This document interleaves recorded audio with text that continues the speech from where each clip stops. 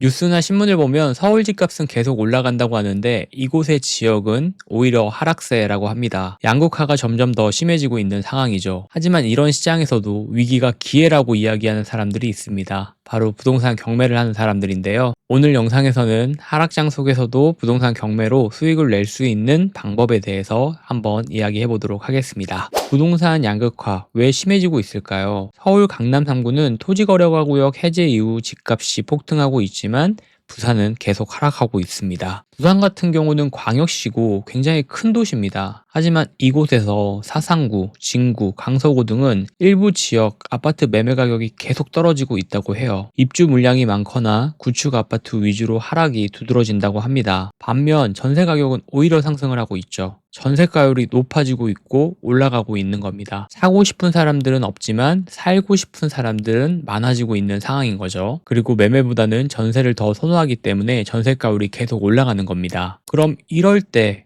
부동산 경매를 노려봐야 하는 이유에 대해서 이야기해 보도록 할게요. 부동산 경매는 시세보다 저렴하게 부동산을 매입할 수 있는 방법 중에 하나입니다. 특히 집값이 하락하는 지역에서는 더욱 유리한 조건으로 낙찰을 받을 수가 있죠. 그럼 내가 부동산 경매로 돈을 벌어보고 싶다라고 하면 1차 필터를 한번 해보는 거예요. 이렇게 집값이 하락하는 지역이 어디지? 뉴스에서 신문에서 집값이 계속 하락한다고 이야기하는 지역은 또 어디지? 이렇게 한번 접근을 해보는 거죠. 그리고 1차적인 필터를 거르는 겁니다. 지방 아파트라고 하면 무조건 나쁘게 보시는 분들이 있어요. 하지만 지방 아파트라고 해서 무조건 나쁜 선택은 아닙니다. 실제로 부산이나 대구 같은 지방 도시에서도 수요가 꾸준한 지역이 많고 전세가율이 높은 곳도 많습니다. 전세가율이 높다는 건 이 지역, 이 아파트에 살고 싶은 사람들은 어느 정도 있는 거예요. 그렇기 때문에 전세가율은 굉장히 부동산을 보는데 특히 경매를 하는데도 중요한 지표가 될 수가 있습니다. 예를 들면 부산의 일부 아파트들은 시세가 계속 떨어지고 있지만 전세가율이 높다면 전세를 끼고 매입할 수도 있는 기회가 될 수 있습니다. 그럼 저희는 부산 이야기 해볼 거기 때문에 부산에서 주목해야 할 지역 한번 얘기해 보도록 할게요. 아까 이야기했던 사상구, 부산 진구, 강서구처럼 가격이 떨어지는 지역들은 경매에서 매입하기 좋은 곳입니다. 한번 눈여겨볼 만한 지역이 될 수가 있어요. 하지만 중요한 건 단순히 싸다고 해서 무작정 매입하는 게 아니라 입주 물량과 전세가율, 미래 개발 계획 등을 꼼꼼히 좀 보실 수 있으셔야 돼요.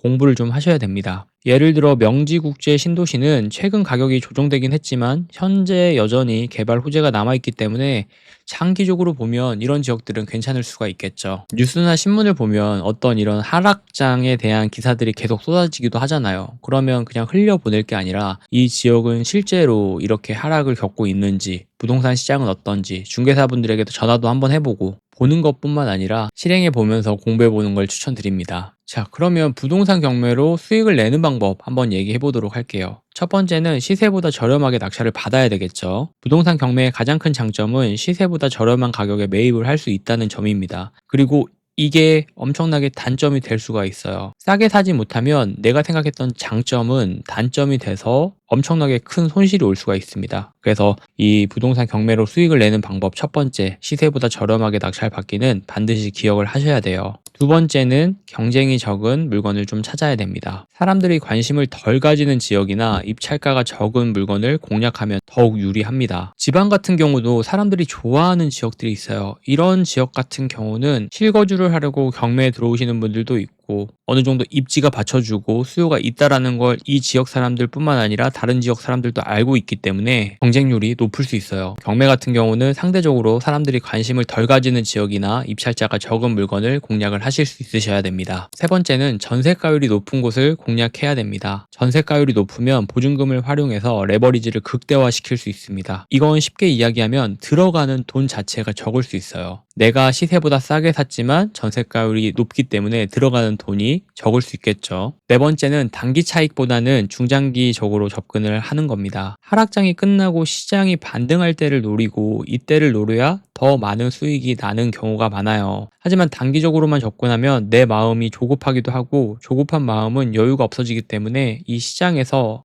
휩쓸릴 수가 있습니다. 내가 좋은 가격으로 부동산 경매로 낙찰을 받는다라고 해도 여유가 없으면 흔들릴 수밖에 없어요. 그래서 이 네 가지, 첫 번째 시세보다 저렴하게 낙찰받기, 두 번째 경쟁이 적은 물건 찾기, 세 번째 전세가율이 높은 곳을 공략하기, 네 번째, 단기 차익보다는 중장기적으로 접근하기. 이것들을 잘 기억을 해서 경매를 접근을 하셔야 됩니다. 부산에도 제가 아시는 경매 투자자분들이 많고, 실제로 이 투자자분들 중에서도 경험이나 이런 것들이 많지 않아도 이 지역에 살고 있기 때문에 이 지역의 특성을 너무나 잘 알고 계시는 분들이 많아요. 특히 제 지인 중에 부산 강서구에 시세보다 20% 저렴한 가격에 아파트를 낙찰받았습니다. 처음에는 당연히 시장 분위기가 좋지 않아서 걱정을 했지만 전세가율이 높아서 보증금을 활용해서 부담 없이 보유를 할 수 있게 되었죠. 그리고 1년 후에 해당 지역이 공급이 줄어들면서 전세가가 오르고 자연스럽게 매매가도 상승을 했습니다. 결국 제 지인은 1억 원 가까운 차익을 남기고 매도를 할 수 있었습니다. 부동산 양극화가 심해지고 있는 건 사실입니다. 그리고 이 감정의 골은 더 깊어질 수도 있다라고 저는 개인적으로 생각을 하는데, 이럴 때 오히려 하락하는 지역에서 기회를 찾는 것이 중요합니다.